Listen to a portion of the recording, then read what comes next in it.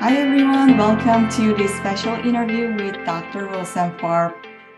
He's a naturopathic doctor, licensed acupuncturist, and specialist in treating eye disease.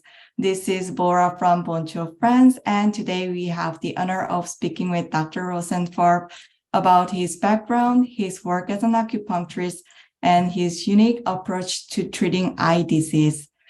He will also share some valuable tips and advice for acupuncture students and practitioners. So thank you so much for joining us today, Dr. Rosenfarb.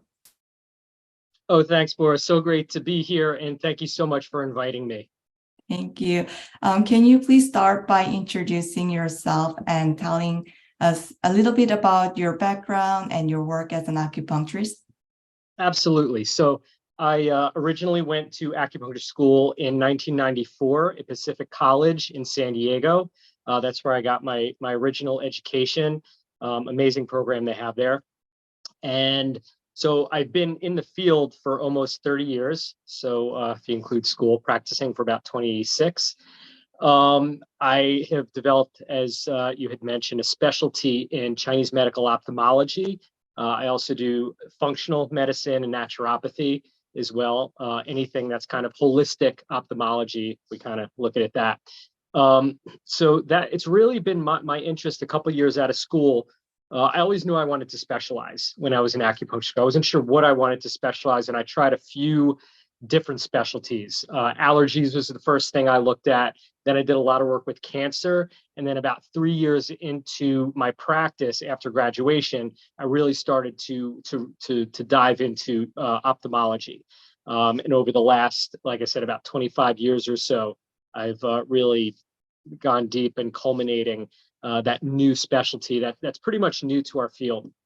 So. Wow. Okay. So what inspired you to pursue a career in acupuncture, and how did you get started in this field? It's great question. So I was kind of on a pre-med track. I was kind of studying in college, pre-med, and my senior year in college, I was studying for my MCATs, my entrance exams to go to medical school. And my father had gone for acupuncture at the time. And he had really high blood pressure. He was on blood pressure medication for 10 years, and he was having some side effects. And he was just told me he's tired of it. I want to try to get off this medicine, or the medication. So after about 6 months of acupuncture and supplements and diet therapy, he lost a lot of weight, got off meds, and his blood pressure is normalized. So when I came home for spring break for my senior year, he said, "Oh, you just got to come with me to this acupuncture. It's really interesting."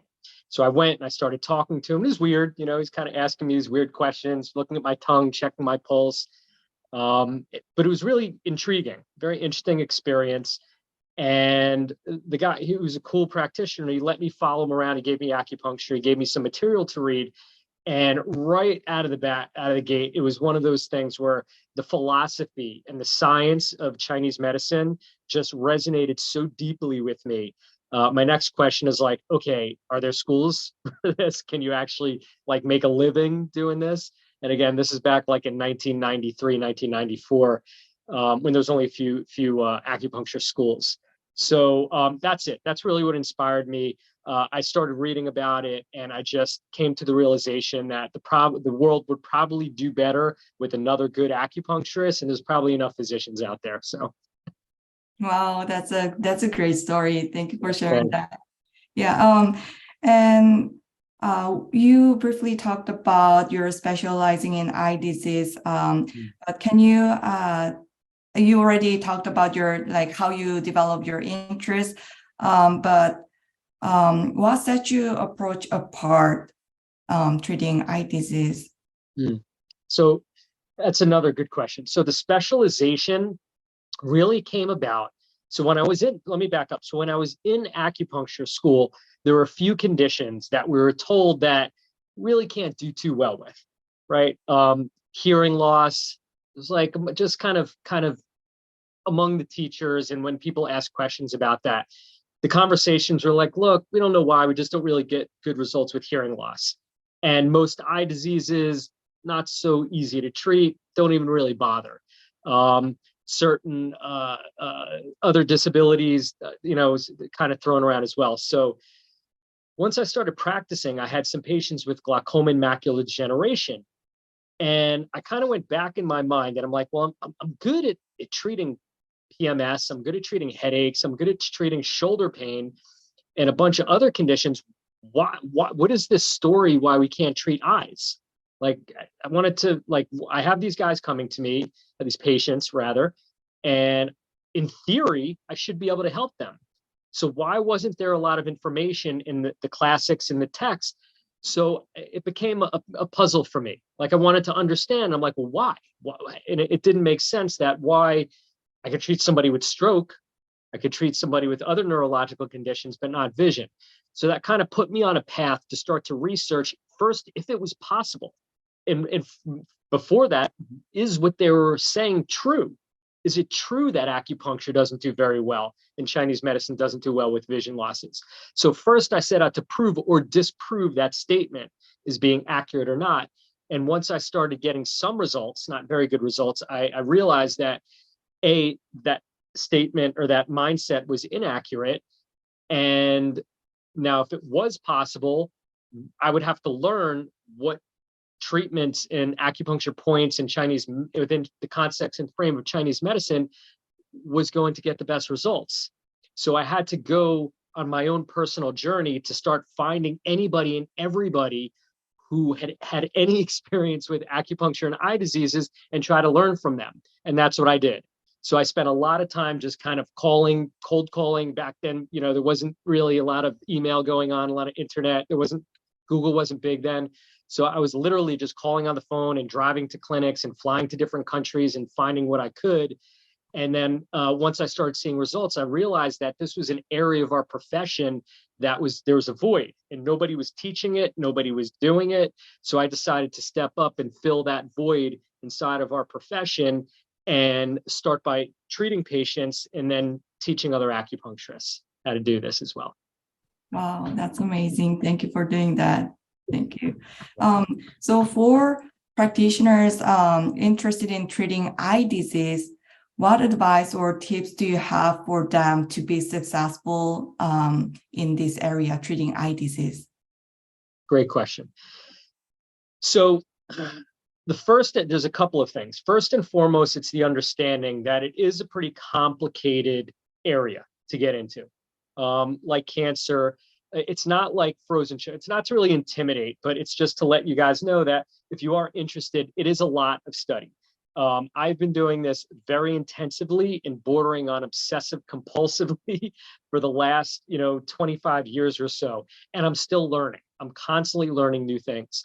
So first and foremost, there's kind of different levels of practitioners who are interested in treating eye conditions. The first is somebody who has like a family or friend or maybe themselves when they're just kind of have like a general interest in learning more about Chinese medical ophthalmology. Then there are those practitioners who are more interested. Maybe they have some patients, and again, maybe it's a more in-depth personal situation. Again, themselves, a family, friends, or they're really looking to get a deeper dive with specific information for either specific conditions or just generally learning more about Chinese medical ophthalmology. Then we have a third part, which I kind of discourage, and I'll talk to this a little bit later on when we talk about practice management. There are some people who've come to me to learn just because they think it'll make them a lot of money. You know what I mean? So you have people who are like really interested because they want to learn about treating eye disease, either very intensively or mildly.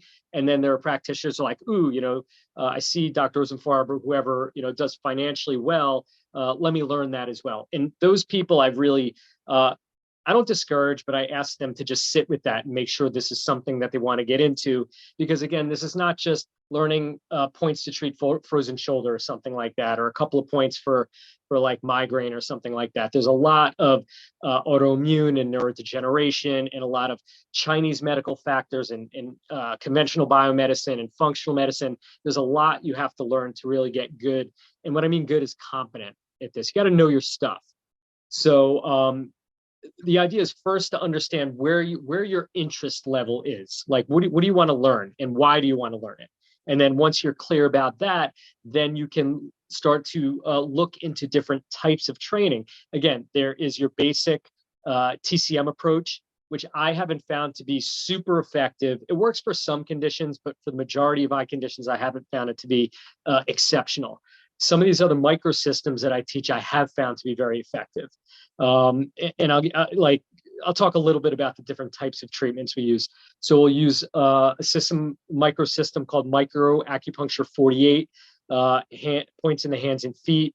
We do a lot of scalp acupuncture, German auricular acupuncture, electrotherapies like electroacupuncture, alternating current stimulation or transocular stimulation. We do laser acupuncture, hyperbaric oxygen, nutritional therapy, sometimes IV therapy. So there's a lot of stuff. And when I teach, like I'm going to Amsterdam to teach next month, I try to consolidate it and condense it and kind of strip it down to make present the real core information without all the fluff.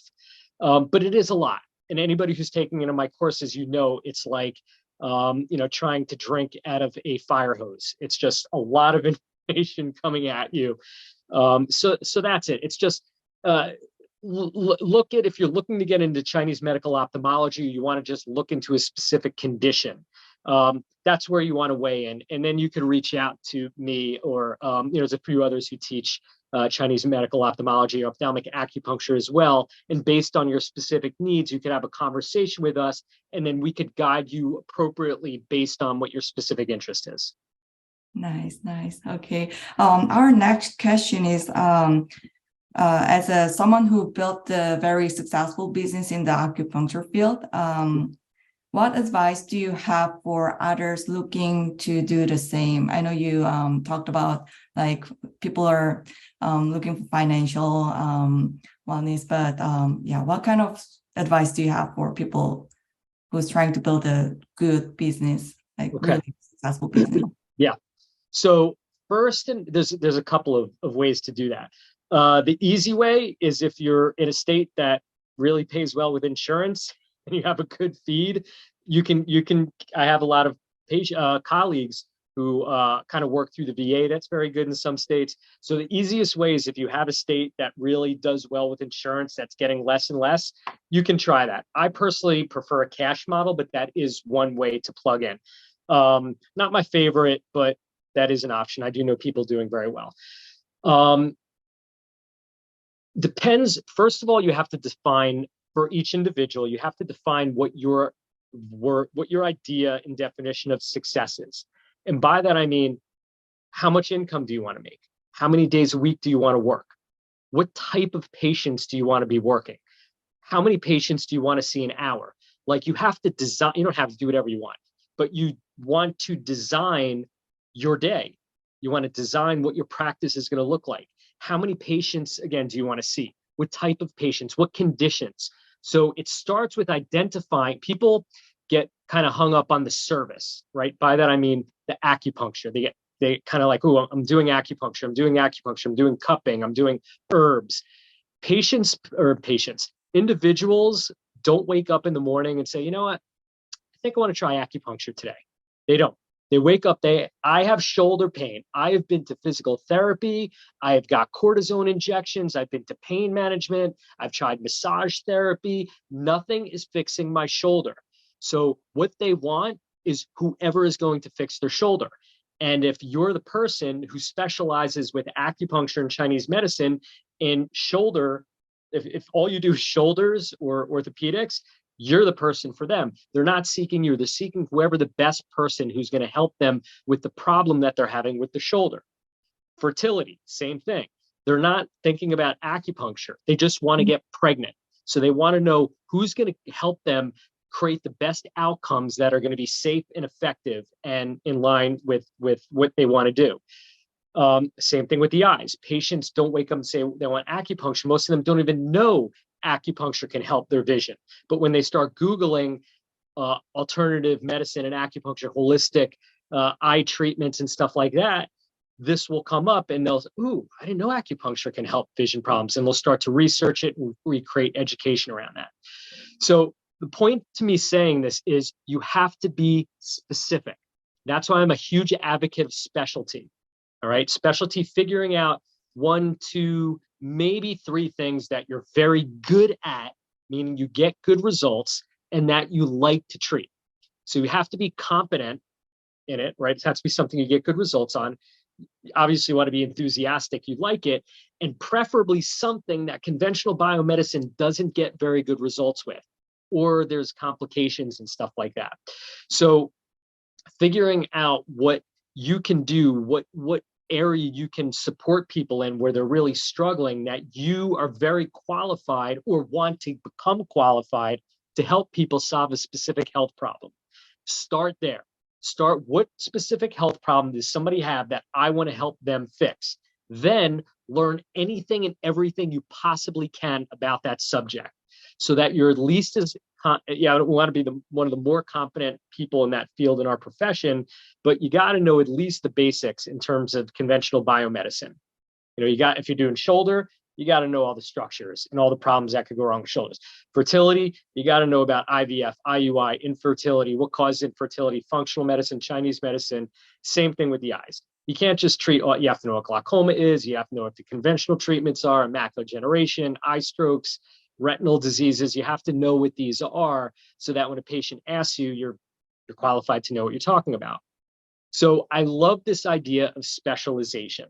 And that's what when I teach acupuncturists or work with acupuncturists, that's really what I help people with very well. When they have an idea of specializing, I'm very good at helping people develop their specialty so that they can then bring it to market. So the first part is figuring out what you want to do, getting competent in it so that you're good at what you're doing. The second part is marketing it, because we all know, we've all heard of like the most amazing acupuncturists in the world that nobody knows about because they're really humble and they don't talk about how great their services are. You got these days with social media and YouTube and Google and all these platforms, there's so many opportunities to share our knowledge with people who need it, right? And that's our responsibility. Look, if you know how to treat ulcerative colitis very well, and there are people out there suffering with ulcerative colitis, and you withhold that information, you don't put your information out there, shame on you. You know what I mean? And if you don't know how to market or do videos or do that, learn. So there's 2 parts. Get good at your skill set and learn how to market it so that you can connect with the right people who need it. Wow, that's a great advice. Thank you. Thank you so much. So our next question is for our students. So looking back on your own experience in acupuncture and traditional Chinese medicine school, what life lessons or advice would you give to students who are currently studying to become acupuncturists and practitioners? First and foremost, get clear. There's a couple things I'll give. Get clear on what you want. Just decide what you want, and don't listen to people who will discourage you. And I would even go as far as to say, don't really share your ideas of what you want to do, not because other people are going to take them or anything like that. You don't want people discouraging you. If you have a dream, you have a vision, you have a passion, there's a lot of people going to come along and tell you what you can't do and why it's not going to work, and they're going to give you their opinions on it. Hopefully your circle of the people you hang out with are going to encourage you, but there's going to be probably and likely to be other people giving resistance on that. So until you're crystal clear and you're on your track, keep it to yourself what you want to do, but have the idea of what you want. Also keep in mind that your practice should, the income from your practice should fortify your lifestyle. So start with your practice. How do you want your practice to be? But also, how does your lifestyle want to be? Like, where do you want to live? How many cars do you want? Do you want to travel? Do you want a vacation home? Do you want a boat? Do you want to send your kids to, like, what do you want? What income and how much are you going to be spending every month? What's your nut? And how much do you need for that? And how from that, you could figure out how much you need to generate inside of your practice. So a lot of people, when you get busy, the tendency is like your practice owns you. You know, it's like your practice, you become a slave to your practice, and it should never be like that. And I was like that. I fell into that trap for a little while. But ultimately, design your lifestyle and have your practice, the income from your practice, feed that lifestyle. And it's going to take a little while to get there, but having clarity around both, I'm crystal clear about what type of practice I want to have, and I'm crystal clear about the lifestyle that I want to have and how much income I need to generate through my practice in order to create this lifestyle that I want. Then you'll figure out what you have to do, not only with your acupuncture, but you can do different sources of income. For example, we have our own supplement line. We sell the alternating current stimulation devices for patients to use at home. We have telehealth.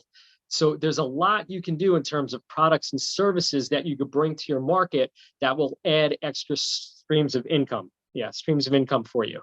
So, and keep the people you talk to positive and on your side. Like keep your circles pretty small. I wouldn't say not necessarily small, but just constructive. People who are like on team you. Not really. Don't listen to people who are going to tell you what can't be done. My case in point. Everybody's treating eyes. Are you kidding? You can't treat eyes with acupuncture. I'm glad I didn't listen very well in school. It wouldn't have worked out too well. So that's my best advice. Just get clear, focus on what you want, and then go find, if you can, once you figured out what you want, look for successful practitioners who are doing what you're looking to do, and intern with them or mentor with them or talk to them. Reach out. Don't feel embarrassed or like you're like, I talk to newbies and students all the time. So reach out to people who've already achieved or are achieving what you're looking to achieve, because success leaves a paper trail. There's definitely methods, and people who are consistently doing what they're good at will absolutely have some processes and procedures and structures that they can share with you. Wow, that's a really great advice for students. And I think that will also apply to practitioners as well. Yeah, for sure. Yeah. So our next question is, can you share where our viewers can learn more about you and your work? And you said you have your own courses and supplement line. Where can they find more about you and your other stuff? Yeah. So we have a lot of resources. We have actually 3 websites. One is for our services or acupuncture called AcuVision, acupuncture.com. That's where we, talk about our services, and we're constantly building that content out. Then we have our online store where we sell our products and services and courses, and that's ihealthinstitute.com. We also have Facebook groups. I have the Microacupuncture 48 group for practitioners. I also have Dr. Rosenfarb's AcuVision community on Facebook. And if you guys want to learn about what I do, go to my YouTube page. My YouTube page, we have like so many videos and educational videos about what I do with treating eyes. If you want to learn more about practice management, I have another group called Lighthouse Practitioners. And inside that group, we often talk about practice management and stuff like that. And that kind of ebbs and flows those conversations. When I have some more time and I'm inspired to talk about practice management stuff, I'll do that. So anytime I'm doing some courses or we're just having conversations about practice management, if you guys want to join us there and jump in and ask questions, we're always answering questions there. So yeah, or reach out to me, text me, send me a DM or whatever. I'm available. Okay, we'll gather that information from you and then have that on the comment section so you guys can go to the website or go to Facebook group page or his social media page. So we'll do that on the comment. Okay, so that was our last question. Thank you so much for sharing your inspiring stories, and thank you so much for sharing your expertise with us today. My pleasure. Thank you so much for having me. It's great to be with you, War. All right. Thank you everyone for watching. We hope you find this video informative and helpful. And if you have any questions or comments, you can leave them down below in the comment section. Thank you, everyone, and we'll see you next time. Thank you, Dr. Rosenfarb. Thank you.